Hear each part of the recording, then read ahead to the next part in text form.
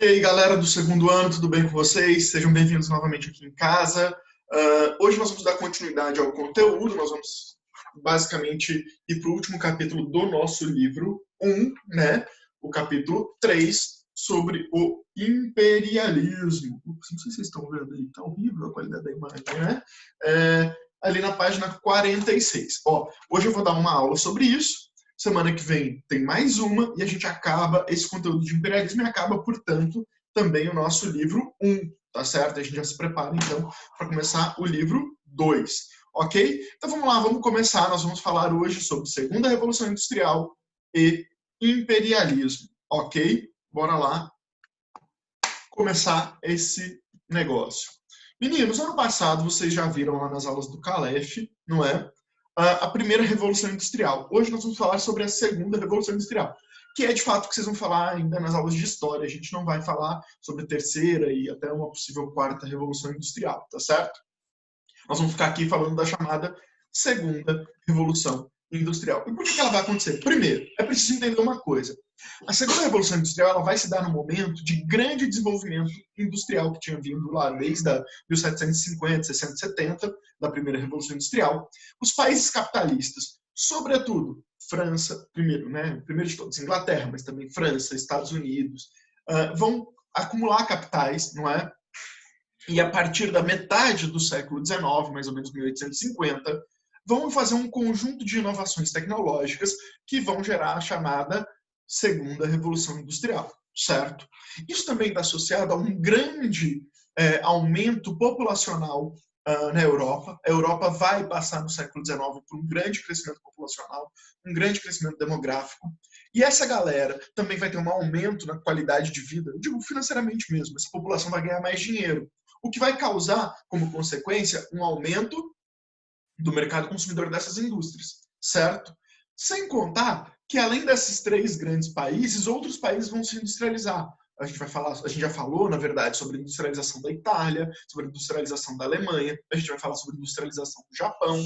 Isso tudo vai gerar, falando sobre industrialização na aula passada, industrialização dos Estados Unidos, isso tudo vai gerar um crescimento da pujança ali dessa nova indústria. Beleza?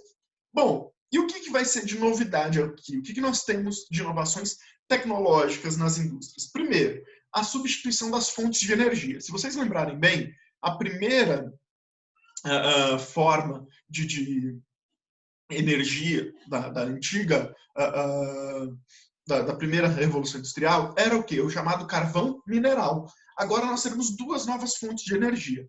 O petróleo, certo? Vai ser usado em larga escala. É interessante porque até então o petróleo não era um produto que ninguém sabia para que funcionava. Basicamente, o petróleo ele era usado para uma única coisa, que era gerar impermeabilização, assim, você impermeabilizava os telhados com petróleo, era para isso que servia petróleo. Agora não, ele vai ser usado como uma fonte energética e também a eletricidade. Então, substitui-se o carvão mineral por eletricidade e petróleo. Nova novidade aqui, o desenvolvimento do aço, né? Se vocês lembrarem bem, a maior parte das indústrias, né, das máquinas da primeira revolução industrial eram feitas de ferro, agora feitas com aço. Também vai se desenvolver a indústria química, isso é muito importante. A indústria química aqui vai ser, sobretudo na Alemanha, tá? A Alemanha é a grande mãe da indústria química global. Interessante porque essa indústria química ela vai ser responsável por um conjunto de novidades. Dentre elas, essa indústria química lá vai conseguir fazer, por exemplo, com Fritz Haber, um químico alemão, o desenvolvimento de técnicas mais avançadas de adubar as plantas, com nitrificação do solo e etc. E aí aumenta a produção de alimentos, que garante conseguir alimentar essa população europeia que estava crescendo também, certo? Uma novidade também, o motor de combustão interna. Lembrem-se que na primeira Revolução Industrial, basicamente, a gente tinha as caldeiras, né, que eram motores enormes e pouquíssimo eficientes. Agora não, nós temos motores de combustão interna, muito parecido com o motor dos carros atuais, que eram menores e muito mais eficientes. Isso vai ser tanto usado nas indústrias, mas também vai ser adaptado aos meios de transporte. Vão começar a surgir agora Marias Fumaças e trens mais velozes, mais eficientes, carros, automóveis mesmo, navios com motores mais eficientes e tudo mais. Sem contar também que uma outra revolução imensa vai ser nos meios de comunicação, que vão se desenvolver nessa época, passando do código Morse, né, aquilo que se comunica através de traços e pontos, para o telégrafo, o telefone, o rádio, até chegar no cinema, já no final do século XIX, e se desenvolvendo cada vez mais os meios de comunicação de massa. Beleza? Bom, essa revolução ela vai ser marcada por colocar em prática um ideal chamado de Fordismo-Taylorismo. Taylor foi um engenheiro que pensou da seguinte forma: e se a gente organizar a produção para que ela fique mais rápida, mais veloz? Como? A gente vai fazer com que os trabalhadores sejam altamente especializados, colocando os produtos numa esteira, e as esteiras iam passando por toda a indústria, e esses caras eles iam repetindo a mesma atividade sempre. Então havia ali uma fortíssima, uma profundíssima especialização do trabalho, fazendo com que esse trabalhador ficasse cada vez mais eficiente, mais rápido, e que o seu trabalho fosse mecânico, sem ele ter que pensar muito, o que garantiria, inclusive, esse processo de que ele não teria, portanto, ele ganharia tempo, na verdade, certo? Bom, isso o Taylor pensa e o Ford, das indústrias Ford americana, né, coloca isso em prática. Essa característica vai acelerar a produção, a Ford vai ser uma indústria que vai crescer rapidamente, mas ela vai gerar um conjunto de alterações na vida desses trabalhadores também. Por exemplo, você vai ter uma hierarquização cada vez mais profunda do trabalho, você vai ter um sentimento cada vez maior e mais amplo do que a gente chama de alienação, que é o quê? O trabalhador nem sabe muito bem o que ele está fazendo, ele faz um trabalho repetitivo, mecânico, sem refletir sobre ele, né? E o fruto desse trabalho, no final das contas, nem é mais dele, né? O fruto do trabalho é do dono da indústria, ele não tem sequer conhecimento sobre esse trabalho. Terceiro, há uma lógica dentro do Fordismo de uma vigilância constante e cotidiana e intensa sobre a vida do trabalhador, né? Era muito incentivado, inclusive, as chamadas vilas operárias, onde todos os trabalhadores de uma fábrica moravam no mesmo lugar para que eles pudessem ser vigiados, inclusive, em sua vida privada, certo? E, lógico, o trabalho vai se tornando cada vez mais mecânico e o trabalho vai perdendo sentido. Como vocês podem ver aqui, nessa cena que eu deixei para vocês do filme Tempos Modernos, do Charles Chaplin. Beleza? Bom, a partir disso também vão surgindo novas organizações industriais. A mais importante desse contexto, sem dúvida nenhuma, são as chamadas sociedades anônimas, ou SA. O que é isso? É quando você tem empresas de capital aberto que negociam suas ações em grandes mercados de ações chamados de bolsas de valores, certo? Basicamente, o que é uma ação? É você pegar a indústria e fragmentar em vários papéis, onde cada um pode comprar esses papéis e ser dono de uma parte dessa indústria. Eu posso pegar uma grana e comprar, por exemplo, ações da Petrobras, por exemplo. Não é? E aí eu vou comprar lá os papéis que representam que eu sou dono de 0,01% da Petrobras. Por isso, sociedade anônima. Quem são os sócios da Petrobras? É um monte de gente que não se conhece e não faz ideia de quem seja. Beleza? Segunda coisa, as chamadas holdings. O que são holdings? São empresas, indústrias ou conglomerados que controlam várias e várias indústrias. Eu acho que o exemplo mais famoso, sei lá, que veio na minha cabeça agora, é o da Mitsubishi. Por exemplo, a Mitsubishi é uma fábrica de automóveis de luxo, de eletrodomésticos, mas você também tem fábrica de canetas da Mitsubishi, por exemplo. Então eles controlam várias e várias coisas ao mesmo tempo, certo? Terceira, as trustes. Quando uma empresa vai comprando várias outras e acaba gerando um monopólio. É o que aconteceu, por exemplo, quase aconteceu, né? Não é exatamente um monopólio, mas é perto disso. É o que aconteceu, por exemplo, com o caso da BR Foods, que foi a fusão da Sadia com a Perdigão e controlou esse mercado de produtos alimentícios no Brasil. Lógico, tem Seara, tem, sei lá, Fricó, tem outros produtos, mas essas são responsáveis por quase que monopolizar o comércio inteiro. E também os cartéis, quando várias empresas, com donos diversos, fazem um acordo para tabelar os preços e evitar as concorrências. Falando em cartel, a gente geralmente lembra do quê? De posto de gasolina, né?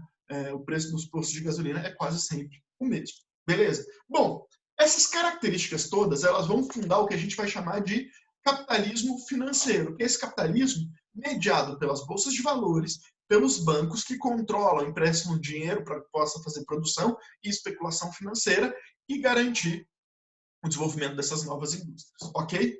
Bom, mas para nós, historiadores, tudo isso que eu falei, vocês vão ver nas aulas lá do Jutorides, ou do Henrique, ou do Vitucho, não sei quem que dá aula desse conteúdo para vocês na geografia. Mas o que é interessante é que o que interessa para nós na história, sobretudo, é como isso afeta a vida das pessoas. Por exemplo, esse domínio da eletricidade, um exemplo, só para vocês terem ideia. O domínio da eletricidade vai ser logo transposto para as ruas. Vamos começar a ter ruas iluminadas por luz elétrica.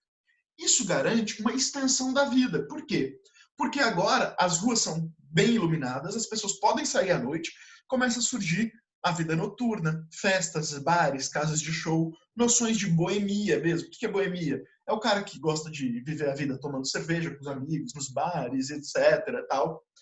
Ao mesmo tempo, como houve o desenvolvimento ali de uma classe média por causa dessa galera, tem o trabalhador de chão de fábrica, continua sendo muito mal pago, mas agora você tem o gerente, você tem o subgerente, você tem o supervisor, você cria uma hierarquia maior dentro do Fordismo, você cria também uma classe média. Classe média é essa que tem dinheiro para gastar com supérfluo, para sair com os amigos. Então surge ali essa vida noturna, essa boemia, vai surgir o que a gente vai chamar de Belle Époque, esse momento de euforia com o progresso que vai se dar na segunda metade do século XIX na Europa, sobretudo na França. Tá certo?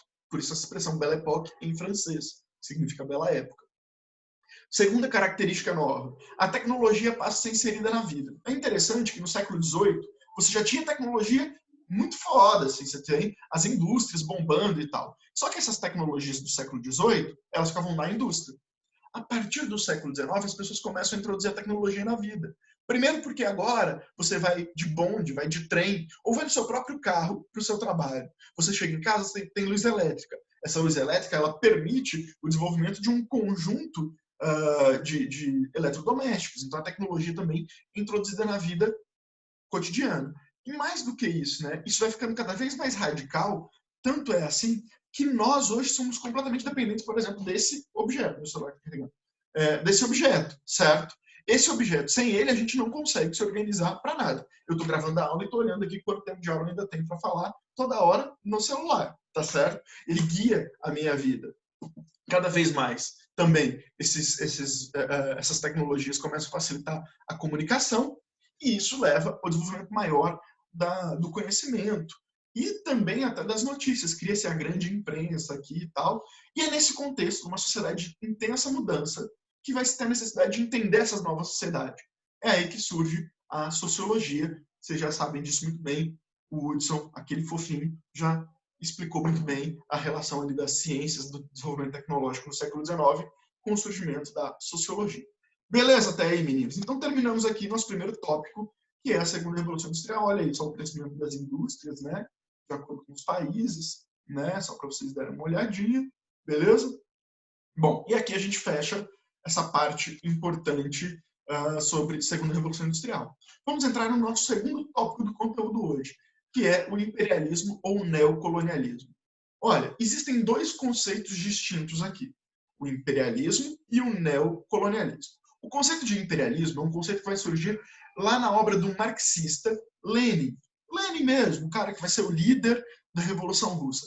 O Lenin vai escrever um livro chamado Imperialismo, : Estágio Superior do Capitalismo. Ele vai analisar o contexto em que ele vivia ali no final do século XIX e início do XX e vai perceber o desenvolvimento de um capitalismo monopolista, um capitalismo que busca se expandir e controlar, inclusive, mercados para além do seu próprio país. Então, países industrializados, países capitalistas altamente industrializados, como a Inglaterra, como a França, como os Estados Unidos, como o Japão, como a Itália, etc., esses países eles vão expandir a sua indústria de tal forma que vai haver a necessidade de dominar outros países que não são industrializados. Daí a explicação, por exemplo, para que a Inglaterra saia lá da Inglaterra e vai conquistar a Índia. Então, país industrializado, Inglaterra conquistando o país não industrializado, a Índia, com o intuito de vender produtos para aquela região, ganhar dinheiro e dominar a partir do domínio econômico capitalista, certo? Criando zonas de influência. Então, imperialismo é um conceito marxista que diz que países industrialmente avançados, capitalistamente desenvolvidos, dominam países não desenvolvidos. Ok, até aí. O outro conceito que parece sinônimo, e muita gente usa como sinônimo, e você até pode usar como sinônimo mesmo, tá? Eu só estou querendo diferenciar alguns detalhes, mas você pode entender como sinônimo mesmo, é o conceito de neocolonialismo. A diferença aqui é a origem, primeira coisa. Enquanto um é um conceito marxista, russo, o outro vai ser, o neocolonialismo vai ser um conceito surgido na sociologia inglesa para explicar um processo que a própria Inglaterra estava fazendo. Tá? Então é um conceito um pouco mais parcimonioso, perdoa mais os problemas do imperialismo. Né? Bom, vocês viram que o Lenin acredita que o domínio imperialista ele se dá basicamente por elementos econômicos. Beleza. Que se desdobram para questões políticas, sociais, militares. Aqui não. O elemento central é a dominação militar e política e também econômica. Essas três coisas elas estão juntas, certo? Mas, essencialmente, o ponto central é a superioridade militar. Tanto é assim que eles vão sempre chamar a atenção para o fato de que esse período, né, neocolonial é marcado por um grande investimento na indústria bélica na Inglaterra. A Inglaterra vai se desenvolver muito do ponto de vista da indústria de armas. Por isso vai conseguir dominar essa galera toda. Além disso, essa sociologia inglesa, ela também vai criar condições para justificar essa exploração, tá? E essa exploração vai ser justificada por um conjunto de pseudociências, que é o nosso próximo tópico. Então, só vou explicar agora. Olha, existem umas pseudociências aí, esses caras vão achar que essas pseudociências justificam essa dominação imperialista. Beleza? Dá uma pausa e entenda uma coisa, assim, acalma o coração. Eu vou falar de 3 tipos de domínios, tá certo? Nunca vai acontecer numa prova minha e nem de vestibular pedindo para você diferenciar cada um deles. Mas é só para você entender que o imperialismo ele ocorre de formas distintas de acordo ou com os interesses do país imperialista ou de acordo com as condições possíveis de dominação. Por exemplo, existem colônias chamadas de colônias de enraizamento. Basicamente é o quê? A Inglaterra está um país superpopuloso, precisa diminuir sua população. O que ela faz? Manda uma galera para o outro canto. Beleza? É o caso mais emblemático, por exemplo, da Austrália. Houve um processo de colonização da Austrália com o objetivo de diminuir a população inglesa, que estava crescendo assustadoramente. Beleza? Tranquilo. Segundo processo, a chamada colônia de enquadramento. É o caso, por exemplo, da África do Sul também. Quando você dá o controle político de uma região da África do Sul para uma elite que pode ser local ou estrangeira ou miscigenada, certo? É o caso dos brancos sul-africanos controlando toda a massa de sul-africanos negros ali na África do Sul, beleza? E o terceiro é o chamado protetorado, que é quando você tem uma dominação indireta. Eu acho que o caso emblemático talvez seja o de Cuba, a partir da Emenda Platt, quando os Estados Unidos controlam indiretamente Cuba. Você tem um governo cubano, você tem eleições, depois você tem uma ditadura cubana, mas que vai governar lá tranquilinho, Fulgêncio Batista vai governar, mas na prática, esse governo é vigiado de perto por um chamado residente. Ixi, minha filha começou a chorar aqui, ó. O que é um residente? Residente provavelmente é um diplomata, um chefe militar que fica na região vigiando esse governante. Na prática, ele faz o seguinte, olha, você pode governar de acordo com os nossos interesses de país imperialista. Beleza? Então, tá lá. Colônia de enraizamento, uma colônia, digamos assim, de expulsão dos excedentes populacionais, de povoar aquela região. Colônia de enquadramento é quando você dá o poder para uma elite local, ou se não uma elite que você importa para lá. E o protetorado é o governo indireto. Tranquilo até aí? Beleza. Agora, nós vamos para o ponto que eu acho mais importante da aula de hoje, tá? Que é entender essas chamadas pseudociências, tá certo? Eu vou tentar dar para vocês um ambiente geral, e aí na semana que vem eu falo de cada uma delas e a gente continua o conteúdo de imperialismo bonitinho, beleza? Vamos lá. Ah, sim, estava esquecendo uma parte importante. Os objetivos do imperialismo. Isso é tão importante, eu estava esquecendo. Vamos lá. Quais são os objetivos do imperialismo? Por que, por exemplo, os Estados Unidos vão dominar Cuba? Por que a Inglaterra vai dominar a Índia? Por que a Itália vai dominar a Etiópia? E etc, né? Por que a Bélgica vai dominar o Congo? E tal. Por que esses países estão saindo dos seus, investindo dinheiro, tempo, tem gente morrendo? Alguns objetivos. O primeiro deles, que eu gostaria de chamar a atenção, é a obtenção de matéria-prima e fontes de energia para essas indústrias. Fontes de energia que eu estou falando basicamente petróleo, tá? Energia elétrica era produzida mesmo nos seus países. Mas estavam atrás também de matéria-prima mesmo para as indústrias, de ferro, no caso até de pedras preciosas e etc., dependendo do processo de exploração, tá certo? Então, primeira coisa, atrás de matéria-prima e fonte de energia. Segunda, a conquista de mercados consumidores. Mas aqui um parênteses é importante. Quando os ingleses saem da Inglaterra e vão para a África do Sul, eles estão a fim de vender produtos para os sul-africanos? Com certeza. Mas, sobretudo, os produtos de baixa qualidade, os produtos menos importantes, porque eram os produtos que essa galera lá na África do Sul podia consumir. Beleza? Então, sim, tem mercado consumidor? Tem, mas para produtos baratos. Tá certo? Terceiro, em alguns casos, a acomodação de excedentes populacionais. Acabei de citar o caso da Austrália, mas também cabe para a África do Sul. Você tem uma galera, muita gente morando na Inglaterra, você pega parte dessa população e transfere para as colônias, beleza? Também a busca de mão de obra barata. Era muito comum que os países imperialistas instalassem suas indústrias nessas regiões coloniais. Por quê? Qual que é o intuito? É você pagar menos pela mão de obra. Lembra que a gente falou, né, até falei disso em sala de aula mesmo, sobre os movimentos dos trabalhadores lá na Europa. Então, os caras estavam exigindo melhores condições de trabalho, melhores salários, etc. Na Europa, então, transfere a indústria para lugar onde você não tem esse tipo de exigência, sacou? E também a busca de novos investimentos, diversificar os investimentos. Os industriais estão ricos, ganharam muito dinheiro, o que eles fazem? Então, vão acabar diversificando os seus investimentos, investindo em outras coisas nas colônias, criando, por exemplo, linha férrea nas colônias, criando rede elétrica, desenvolvendo cidades, etc. Também ganhando dinheiro, claro. Beleza? Tranquilo? Olha só, meninos, eu coloquei aqui do lado um poeminha, que é um poema extremamente importante de um poeta inglês chamado Rudyard Kipling, né? E esse poema chama-se O Fardo do Homem Branco. Vou ler com vocês e vou explicar um pouco sobre este poema. Vamos lá. Tomai o fardo do homem branco. Envia teus melhores filhos. Vão, condenem seus filhos ao exílio, para servirem aos seus cativos, para esperar com arreios, com agitadores e selváticos, seus cativos, servos obstinados, metade demônio, metade criança. Vocês estão entendendo o que ele está querendo dizer? Está falando que o homem branco, o homem europeu, tem um fardo, ou seja, um peso a carregar, que é o quê? Enviar seus melhores filhos para os cativos, servos obstinados, metade demônio, metade criança. Ou seja, ele está justificando aqui, em nome de um discurso que eu diria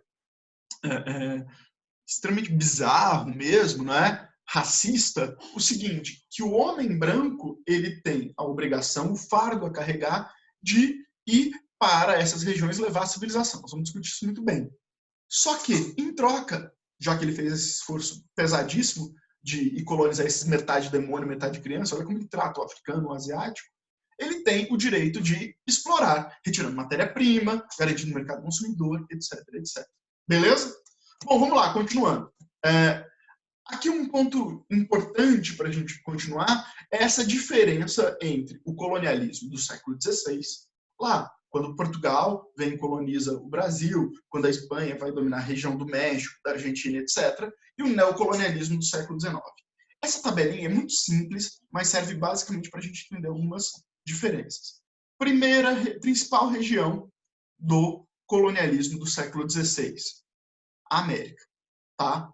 Do neocolonialismo do século XIX, África, Ásia e Oceania. Mas também a América para os Estados Unidos. Mas eu vou deixar, eu não coloquei aqui porque eu vou falar dos Estados Unidos bastante lá no finalzinho da aula, tá certo? Período do colonialismo, século XVI, XVII, XVIII, e no começo do XIX começam a vir as independências todas, tá certo? Que o Caio já falou com vocês. O neocolonialismo, basicamente, vai ser no final do século XIX e início do XX, né? De 1870 a 1914.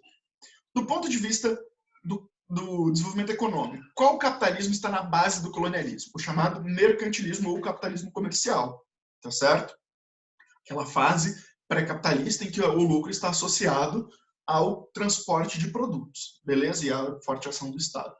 Já o neocolonialismo é o capitalismo financeiro, industrial, onde as indústrias estão ali colocadas no grande mercado, que é a Bolsa de Valores, certo? Qual a justificativa, a motivação, na verdade, aquilo que levava esses países europeus a virem para cá e acabar descobrindo a América, colonizando a América no século XVI? Originalmente, a busca do comércio com as Índias, de especiarias, etc., e a busca de metais preciosos, certo? Já o neocolonialismo queria superar as crises econômicas que vinham, né, desde a Revolução Francesa e também garantir um aumento do capitalismo nessas novas regiões do mundo. Beleza? Quem bancou o colonialismo? Burguesia comercial associada aos estados absolutistas, aos reis absolutistas. Quem bancou o neocolonialismo? Burguesia industrial, uma nova burguesia com um novo tipo de estado, os estados liberais. Perceba que em 1870 quase todas as revoluções liberais já se deram e os países na Europa e os países já são países liberais, tá certo? Qual o objetivo econômico para o colonialismo do século XVI? Garantir os produtos tropicais e aumentar os lucros da Europa. Qual o objetivo econômico do neocolonialismo? Acabamos de falar, não é? Ter acesso a matéria-prima, fontes de energia, transferir pessoas, garantir matéria-prima, garantir mercado consumidor e ter acesso à mão de obra barata. Beleza? Qual que é a justificativa ideológica? Assim, pô, os caras estão vindo ganhar dinheiro, mas a vida não é tão preto e branco. É preciso justificar por que você está fazendo isso.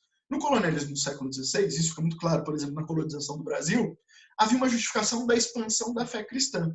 Esses caras atravessavam os mares, não era para ganhar dinheiro, era para levar o cristianismo primeiro para os africanos e depois para esses indivíduos aqui na América, portuguesa, na América espanhola, etc. Tá?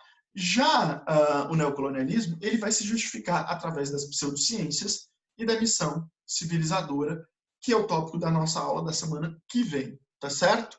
Então é isso, meninos, a gente vai acabando por aqui.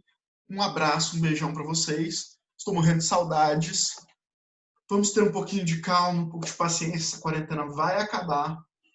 Estamos torcendo e eu espero ver vocês em breve novamente, poder matar um pouco da saudade. Beijão, tchau, tchau para vocês.